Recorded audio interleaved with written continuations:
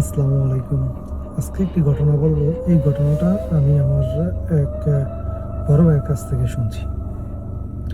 তো উনি যেভাবে বলছে ঠিক আমি ওইভাবে বলতেছি। ঘটনাটার সময়কাল হলো 2018-এ। তখন আমরা কলেজে পড়ি, ইন্টার সেকেন্ড ইয়ারে, এবং মেসে থাইকে পড়াশোনা করি। আমি যেই রুমে থাকি এই রুমে আমার সাথে আরও 3টা ফ্রেন্ড থাকে। রাকিব, বড় ভাই, অ্যান্ড আরও 2টা ফ্রেন্ড থাকে, অ্যান্ড আমি।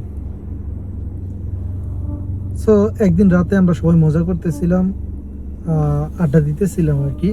ওই সময় আমি রাকিব ভাইকে বলি, ভাইয়া তোমাদের এলাকা তো বলে রাখা ভালো, ওনাদের এলাকা আবার বান্দরবন পাহাড়ি এলাকা। তো ওনা এর আগে বহুত গল্প বলছে। তো আমি ওনাকে বললাম যে ভাইয়া তোমাদের এলাকা তো পাহাড়ি এলাকা, সো তোমাদের এলাকায় ভৌতিক কোনো ঘটনা নাই, এগুলো কোনো সময় শোনো নাই? তখন ওনায় বলল যে হ্যাঁ শুনছি, অত বেশি না, তবে ঘটনাগুলো অনেক আগের। পরে আমরা বলতেছি যে তাহলে একটা ঘটনা শোনাবো। পরে বলতেছে যে একটা ঘটনা আছে, ওটি হচ্ছে ব্রিজ কেন্দ্রিক। একটা ব্রিজ আছে আমাদের গ্রামের পাশে। ব্রিজ বললে ভুল হবে, একটা কালভার্টের মতো আর কি, ছোট্ট। সো ওইখানে একটা ঘটনা আছে। ঘটনাটা হলো যে আমাদের এলাকাতে একটা লোক ছিল, ওনায় প্রচুর স্বাস্থ্যবান এবং কুস্তি খেলতো। পাশের গ্রামে বা আশেপাশের গ্রামে কুস্তি খেলতো এবং ওনার অনেক নাম ডাক ছিল যে কুস্তিম্যান, এরকম কিছু আর কি ওই সময়। সো একদিন রাতে ওনায় ওই ব্রিজটার ক্রস করে গ্রামে আসতেছিল। এরকম অবস্থা যখন ওনায় ব্রিজের উপরে উঠছে, ঠিক ওই সময় পিছন থেকে কেউ একজন ওনাকে বইলে উঠছে, চল কুস্তি খেলি। তখন ওনায় ভয় পেয়ে গেছে, কিরে কে? পরে আবারও বলতেছে যে চল কুস্তি খেলি। ওনার পিছনে ফিরে তাকাইয়া দেখে ওনার পাশে কেউ নাই, দূরে একজন ফেস দেখা যায় না, কেমন যেন একটা লোক দাঁড়ায় আছে, এবং ওই লোকে ওই দূর থেকে বলতেছে চল কুস্তি খেলি। তখন ওনায় ভয় পেয়ে গেছে যে এটা তো অন্য কিছু হইতে পারে। তখন ওনারা ভয়ে ভয়ে বলতেছে যে না, আমি কুস্তি খেলবো না। তখন ওইটাই বলতেছে যে চল কুস্তি খেলি বলতেছে, আর ওনার কাছে আসতেছে। এক সময় ওনারা ধাপ করে হাতে ধরে ফেলে। ওনার প্রচুর ভয় পেয়ে যায় এবং হাত ছড়ানোর অনেক চেষ্টা করে, কিন্তু পারে না। ওনার পরবর্তীতে যেটা বলে যে এই হাতের শক্তিটা এরকম ছিল, সাধারণ মানুষের মতো না, প্রচুর শক্তি। ওনার ধরছে, আমি লড়তে পারতেছি না। সো ওনার সাথে ওই ভূতের অবায়কের ধস্তাধস্তি শুরু হয়ে গেছে। এক সময় ওনায় সেন্সলেস হয়ে যায়। তারপরে ঘটনা ওনার আর কোনো কিছু মনে নেই। পরের দিন সকাল ভোরে ওই ব্রিজের পাশে কোনো বাড়ি ঘর নাই, যা আছে সব হচ্ছে ফসলি জমি, মানুষ চাষাবাদ করে, এরকম কিছু আর কি। তো পরের দিন সকালবেলা যখন মানুষ চাষাবাদ করার জন্য বা খেতে পানি দেওয়ার জন্য বা বিভিন্ন কাজের জন্য ওই এলাকাতে আসে, ওই ব্রিজের গোড়ায় আসে, তখন ওনারা আবিষ্কার করে, দেখে যে ওনায় ওই যেই ব্রিজটা আছে ব্রিজের পাশে গলা পর্যন্ত মাটির নিচে পুরো শরীর ডাবানো, এবং জাস্ট মাথাটা উপরে ওনায় মানে অজ্ঞান হয়ে আছে এরকম। তখন লোকজন ওনাকে ধইরা মাটি থেকে ওঠায় বাসায় নিয়ে যায়। বাসায় নিয়ে গিয়ে ওনাকে ট্রিটমেন্ট করানো হয়। পরে ওনার জ্ঞান ফিরে। তখন ওনাকে জিজ্ঞেস করা হয় যে কি হয়েছিল, আর আপনি কি মাটির নিচে ডাবাইছে কি? তখন ওনায় বলে যে এই ঘটনা। তখন ওনায় পুরো ঘটনাটা খুইলা বলার পরে তারপর থেকে ওই এলাকার মানুষজন প্রচুর ভয় পেয়ে যায়। তখন আর কেউ সন্ধ্যার পরে ওই ব্রিজের যাওয়ার সাহস দেখায় না। এই ছিল ওই ঘটনা। এই ঘটনাটা শোনার পরে আমরা রাকিব বেড়ে বললাম যে ভাইয়া আমরা তোমার এলাকাতে যাব, যাইয়া আমরা ভূতের সাথে দেখা করতে চাই। সবাই মজা করতেছিলাম, কারণ আমরা গেলে কেউ বিশ্বাস করতাম না। সো রাকিব ভাই বলতেছে সত্যি ঘটনা, এখনো মানুষের মুখে ওই গ্রামে গেলে যদি ওই বিষয় জিজ্ঞেস করা হয়, মানুষ ওই ঘটনা সম্পর্কে বলতে পারবে। ওই ঘটনাটা সত্যি সত্যি ভয়ঙ্কর, ওই জায়গাটা, ওইখানে যাওয়া যাবে না। তা আমরা বলতেছে না ভাইয়া, আমরা ভূতের সাথে দেখা করতে চাই, আমরা যাব তোমাদের বাসায়, গিয়ে আমরা সারাদিন ঘুরবো, দেন রাতে ভূত দেখবো। অনেকক্ষণ জোরাজুরি পরে ভাইয়া অনেকবার না করছে, বলছে যে যদি বাইচান্স তোমাদের কোনো সমস্যা হয় ওই ক্ষেত্রে তোমার ফ্যামিলিকে আমি কি জবাব দেবো। তখন আমরা বলছি যে ভাই আমরা ফ্যামিলির কাউকে বলবো না, না বলে যাবো। সো যেই কথা সেই কাজ, ভাইয়ারাই কোনোভাবে আমাদের বুঝাইয়া রাখতে পারলো না। আমরা তার গ্রামে যাব জোরাজুরি করার পরে একসময় না রাজি হয়ে গেল। ওকে, সো তার কিছুদিন পরেই আমরা ভাইয়াদের বাসায় যাই, ওই গ্রামে যাই। সো দিনে ওনাদের বাসায় সারাদিন ছিলাম, এলাকা আশেপাশে ঘুরেফেরা করছি, দেখছি। খুব সুন্দর একটা গ্রাম, খুবই ভালো লাগছে।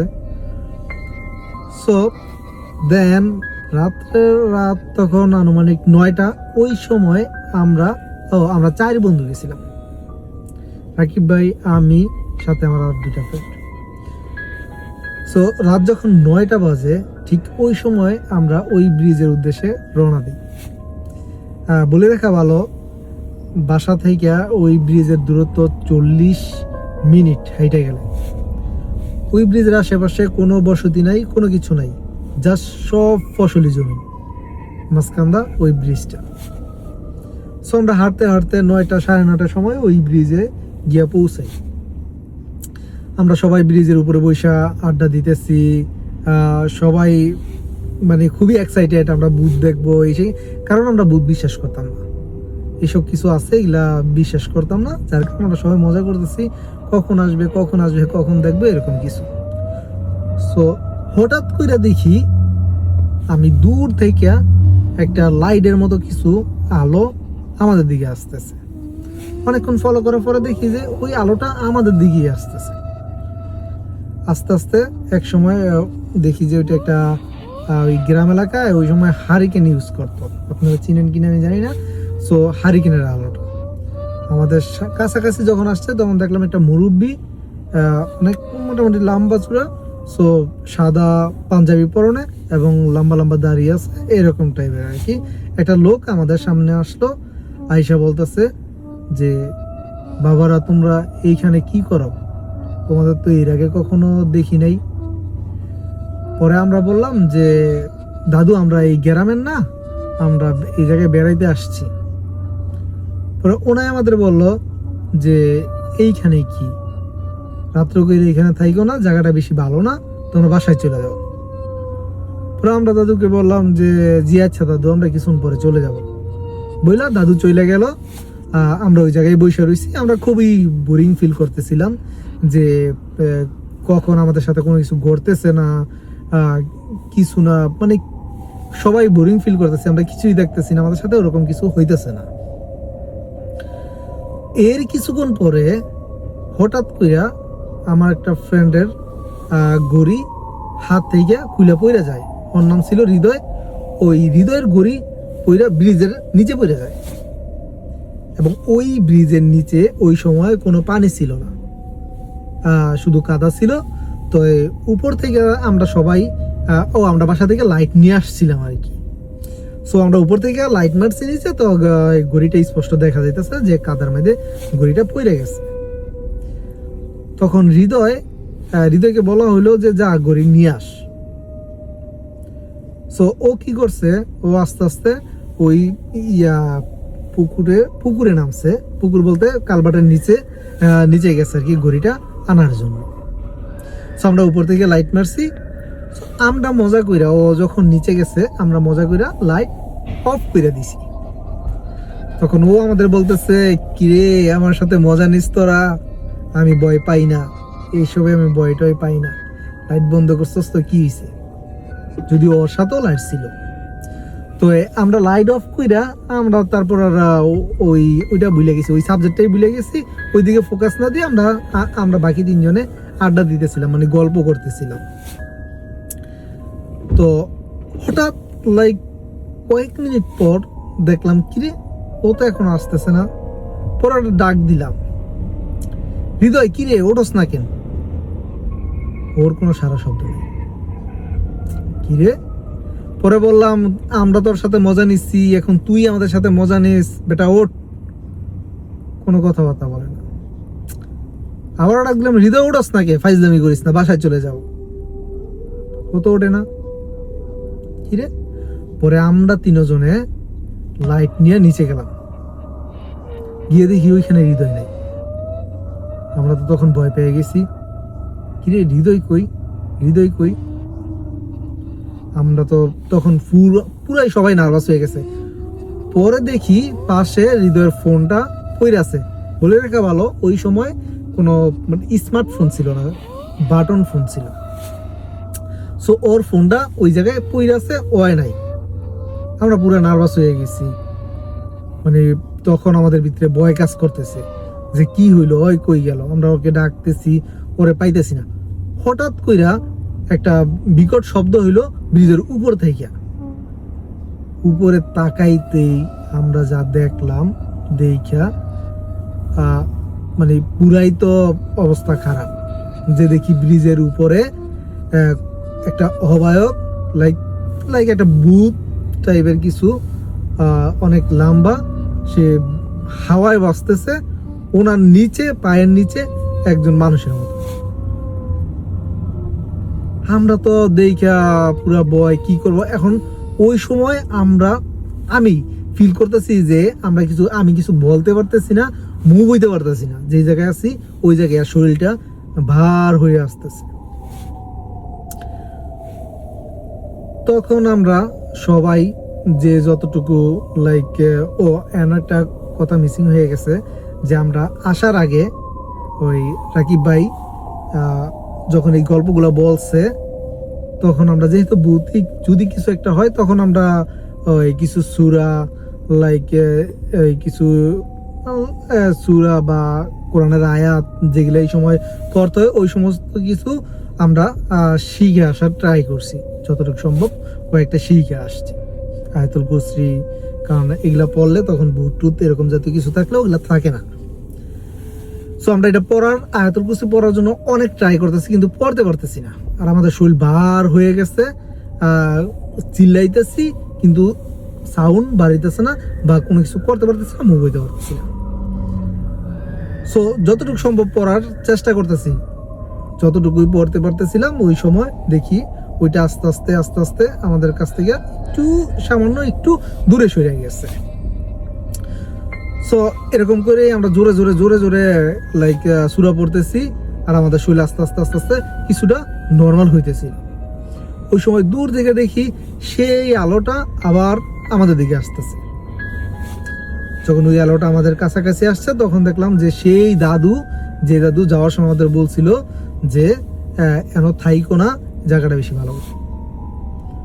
ওনায় হাঁটতে হাঁটতে আমাদের কাছে আইসা বলে, তোমাদের বলছিলাম না এই জায়গাটা ভালো না, তোমরা যাও নাই কেন বইলা। পরে দাদুকে বললাম যে দাদু, আমাদের এক ফ্রেন্ড, ওরে তো পাইতেছি না, এই সেই। পরে দাদু বলতেছে টেনশন করে না, দাদু আবার আমাদের নিয়ে আসছে ওই নিচ থেকে। দাদু যখন আমাদের কাছে আসছে, তখন আমাদের শরীর পুরোটাই ঠিক হয়ে গেছে, কোনো কিছু নাই। আমরা কিছুটা সাহস পাইলাম। দেখলাম দাদু আমাদের এক সাইডে দাঁড়া করাইয়া, দাদু ওই ভূতের সামনে গেছে। ওরা যেন কি জানি বলতেছে না কি, আর ভূত জোরে জোরে চিয়ার পারতেছে, অনেক জোরে চিকার পারতেছে। আমরা তো খুব ভয় পেয়ে গেছি। দেখে মনে হইতেছে যে দাদু ওরে চিনে, যেমন ওর সাথে ওর কোনো সম্পর্ক আছে এরকম কিছু। হঠাৎ করে দেখি ভূত গায়েব। আমার ফ্রেন্ডে ওই উপরে কোন একটা জায়গা পড়ে রয়েছে, ওর কোনো জ্ঞান নাই, কোনো কিছু নাই, পুরাই সেন্সলেস হয়ে রয়েছে। তখন দাদু আমাদের বলল যে আমার সাথে চলো। আমরা মনে মনে ভাবতেছিলাম যে দাদু আমাদের কোনো ক্ষতি করবে না তো। দাদু হঠাৎ বইলে উঠলো যে আমি তোমাদের কোনো ক্ষতি করব না, আমার বিশ্বাস হয় না। আমরা চিন্তা করলাম, কিরে, এটা তো আমরা প্রকাশ করি নাই, দাদু জানলো কিভাবে?